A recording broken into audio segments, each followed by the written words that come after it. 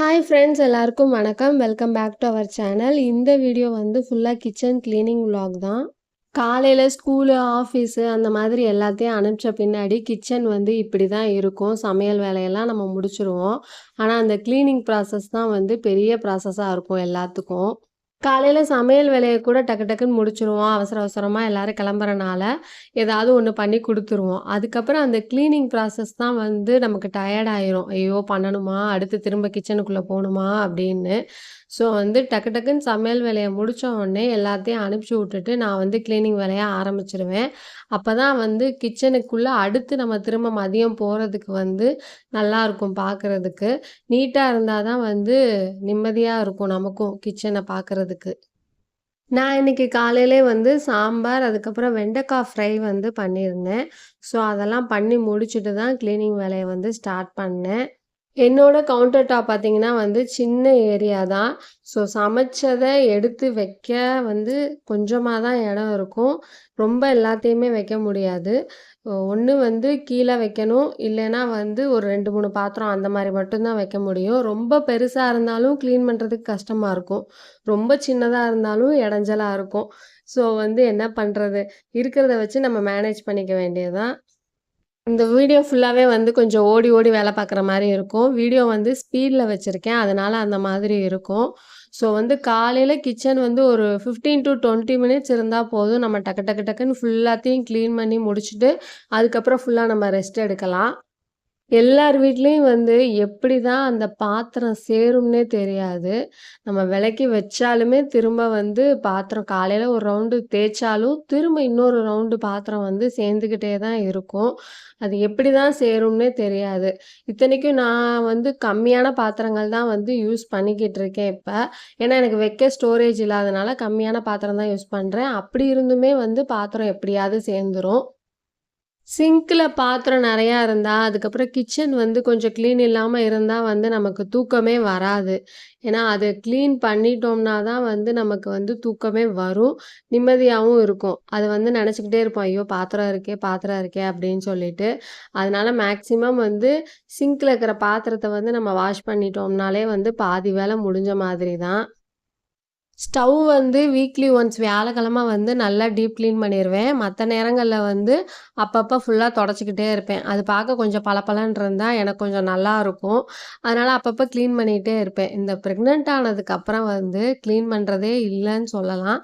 எப்ப தோணுதோ, எனக்கு எப்ப வந்து மூடு நல்லா இருக்கு, அதே மாரி கொஞ்சம் ஃப்ரெஷ்ஷா இருக்கேன், டயர்ட் இல்லாம இருக்கேனோ, அந்த டைம் பார்த்து வந்து தொடச்சுக்கிறது.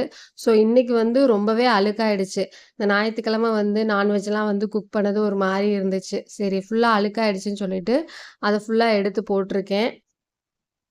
ஸோ ஆயில் பாட்டிலுமே வந்து எண்ணெய் பாட்டிலுமே வந்து ஆயில் தீர்ந்துருச்சு. ஸோ இருக்கிற எண்ணெய வந்து இந்த குட்டி தூக்குவாளியில ஊத்திட்டு, அதையும் ஃபுல்லா வந்து வாஷ் பண்ண போட்டுருக்கேன். ஸோ வந்து அத்தனால அதெல்லாம் கிளீன் பண்ண முடியாது. இந்த கண்ணாடி இது எதுவுமே வந்து அவங்க எடுக்க மாட்டாங்க. ஸோ அந்த கண்ணாடி பாட்டில் எல்லாமே வந்து நான் தான் வாஷ் பண்ணுவேன். பொடிலாம் போட்டு வைக்கிற பாட்டிலுமே வந்து அப்பப்ப வந்து கிளீன் பண்ணிருவேன். ஸோ அதுவுமே வந்து ஒரு 4, 5 பாட்டில் சேர்ந்துருச்சு. சரி கையோட வந்து அதையுமே வந்து வாஷ் பண்ணி எடுத்து வச்சுருவோன்னு சொல்லிட்டு அதையுமே எடுத்துட்டேன். பொடியெல்லாம் போட்டு வைக்கிறதுனால நல்லா வாஷ் பண்ணிட்டு, வெயில்ல வந்து கொஞ்ச நேரம் வச்சு எடுத்துட்டு, அதுக்கப்புறம் தான் திரும்ப ரீஃபில் பண்ணுவேன். ஸோ அதனால கொஞ்ச நேரம் வந்து வெயில்ல வச்சுருவேன். எண்ணெய் பாட்டில் மட்டும் லாஸ்ட்டா வந்து வாஷ் பண்ணுவேன். ஸோ அத மட்டும் தனியா எடுத்து வச்சிருக்கேன். அது அந்த உள்ள இருக்கிற அந்த பிளாக் மட்டும் வாஷ் பண்ணும்போது அப்படியே வந்து பிஞ்சுக்கிட்டே வர மாதிரி இருக்கு. என்னைக்கு ஃபுல்லா பிய்ய போகுதுன்னு தெரியல. ஸோ அது மட்டும் கொஞ்சம் பார்த்து நான் வாஷ் பண்ணி எடுத்து வைக்கணும். ஆயில் பாட்டில் வந்து வாஷ் பண்ணும்போது லைட்டா கொஞ்சம் சுடு தண்ணி ஊத்துவேன். அதுக்கப்புறம் வேணும்னா வந்து அ அரிசி மாவு போட்டு, அதுக்கப்புறம் அந்த உள்ள இருக்கிற எண்ணெய் பிசுக்க எடுப்பேன். இல்லன்னா வந்து குட்டி பிரஷ் வச்சிருப்பேன் அதுக்குன்னு. ஸோ அத உள்ள விட்டு நல்லா ஃபுல்லா கிளீன் பண்ணி எடுத்தோம்னா, அந்த எண்ணெய் பிசுக்கெல்லாம் கொஞ்சம் நல்லா டீப்பா போயிரும். ஸ்டவ் கிளீன் பண்றதுக்கு இதுவரைக்கும் வந்து பெருசா நான் வந்து எந்த லிக்விடுமே வந்து வாங்குனதே கிடையாது. ஸோ வந்து பாத்திரம் விளக்குற சோப்பு விம் சோப்பு தான் யூஸ் பண்றேன். ஸோ அதையே வச்சு ஃபுல்லா வந்து தொடச்சிட்டு 2, 3 தடவ நல்லா வந்து கிளீன் பண்ணிருவேன். ஸோ இந்த மேல இருக்கிற வால் ஸ்டிக்கருமே வந்து அப்படியே ஃபுல்லா கிளீன் பண்ணிருவேன். ரொம்ப எட்டி தொடைக்க முடியல. அதனால 8:30 வரைக்கும் மட்டும் இப்போதைக்கு தொடச்சிருக்கேன். இந்த ஸ்டவ் ஏரியாவ வந்து நல்லா 2, 3 தடவ தொடச்சா தான் வந்து தொடச்ச மாதிரி ஒரு ஃபீலிங் இருக்கும். ஏன்னா, அடியிலலாம் வந்து அந்த ஒழுகுனதா சிந்தினதா தான் இருக்கும். இந்த பருப்பு தண்ணி, அதே மாரி வெள்ளையா இருக்கிறதுனால ஆப்போசிட்லயுமே வந்து நல்லா தெறிக்கும். ஸோ வந்து ஃபுல்லா தொடச்சா தான் வந்து நல்லா கிளீனிங்கா இருக்கிற மாரி இருக்கும் நமக்கு. அதே மாதிரி கறி துணியுமே வந்து இதுவரைக்கும் இந்த டவல் கிச்சன் டவல்னு சொல்லி நான் தனியாலாம் வந்து எதுவுமே வாங்குனதே கிடையாது.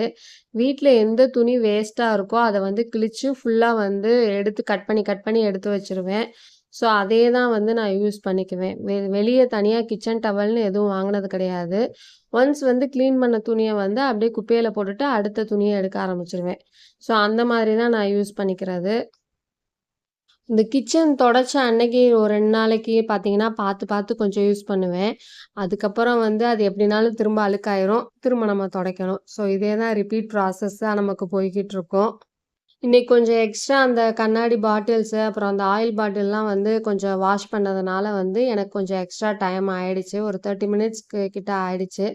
ஸோ நம்ம மத்த நேரத்தில வந்து ஒரு 15 நிமிஷம், 20 நிமிஷம் தான் டக்கு டக்குன்னு எல்லா வேலையும் நம்ம முடிச்சிரலாம். ஸோ இப்ப தான் கிச்சன் பார்க்க வந்து நல்லா பளபளன்னு நீட்டா இருக்கு. இருந்த கிச்சனுக்கும் இப்ப பார்க்குறதுக்கும் நமக்கே வந்து கண்ணுக்கு குளிர்ச்சியா இருக்கும். இப்படி கிச்சன் பளபளன்னு இருக்கும்போது, சில நேரங்கள்ல அடுத்து வந்து குக் பண்றதுக்கே வந்து மனசு வராது எனக்கெல்லாம். ஸோ திரும்ப குக் பண்ணா திரும்ப ஃபுல்லா அழுக்காயிருவேன் அப்படின்னு சொல்லிட்டு யோசிப்பேன் ஒரு நேரம்.